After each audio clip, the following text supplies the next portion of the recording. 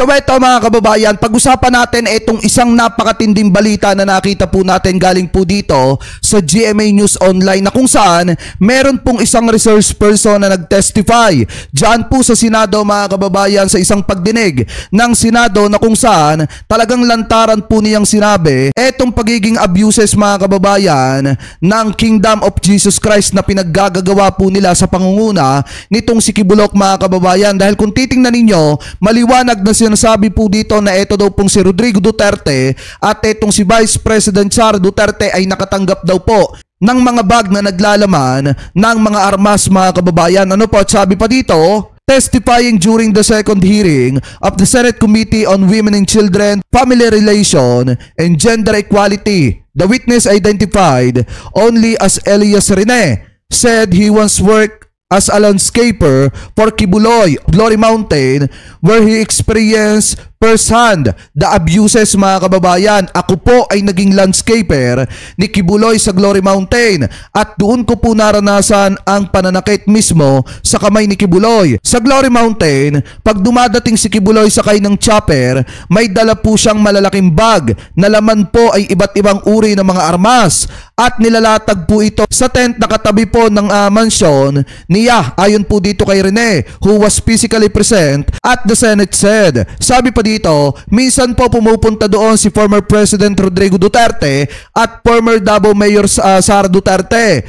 Pag umalis na sila doon sa Glory Mountain, dala na po nila yung mga bag na siya pong bag na nilalagyan ng maraming armas mga kababayan. So ibig sabihin, eto palang si Rodrigo Duterte ang nagsusupply pala po dito ng mga gamit at iba't ibang uri ng armas ay walang iba kung hindi etong si Kibuloc. At mismong eto daw pong si Sara Duterte ay tumatanggap din mga kababayan ng bag-bag na naglalaman ng napakaraming armas. So sabi pa dito mga kababayan, basahin pa natin. Ito pa daw.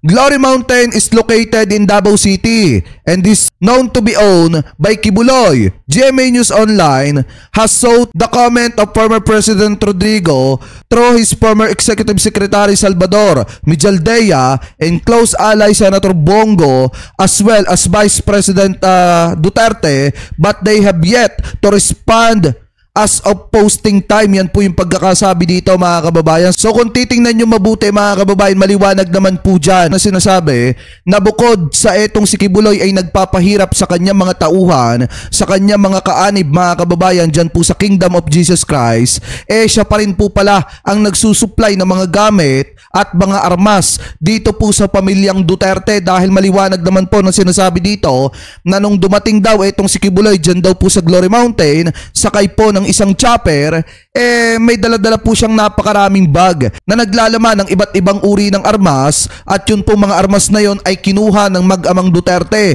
Siguro mga kababayan, bukod po sa pagkakasangkot po nila di umano sa ipinagbabawal na bato, baka nagbibenta na rin po sila ng iba't ibang uri ng armas at etong si Kibuloy ang nagsusupply po sa kanila. So ganyan po katindi etong si Sara Duterte at etong si dating Pangulong Duterte, at mas lalong ganyan katindi etong si Kibuloc dahil mga kababayan, sa likod ng paggamit niya sa salita ng Diyos, isa pala po siya sa napakademonyo di umano na nagsusupply ng mga armas dito po sa pamilyang Duterte. Siguro kaya malalakas ang loob ng mga yan kasi nga may nagsusupply ng armas at walang iba kung hindi etong si Kibuloc. So kayo mga kababayan, kung kayo po ang tatanungin, tama po ba itong ginagawa ni Kibuloc na ginagamit niya ang pangalan ng Panginoon para makapag-supply ng iba't ibang klase ng armas dito po sa mag-amang Duterte? At tama po ba ang ginagawa ng mag-amang Duterte na kinukuha nila yung mga armas mga kababayan na dinadala nitong si Kibuloc dyan po sa Glory Mountain? So comment below na lamang po kung ano po masasabi nyo hingil po sa mga topic na yan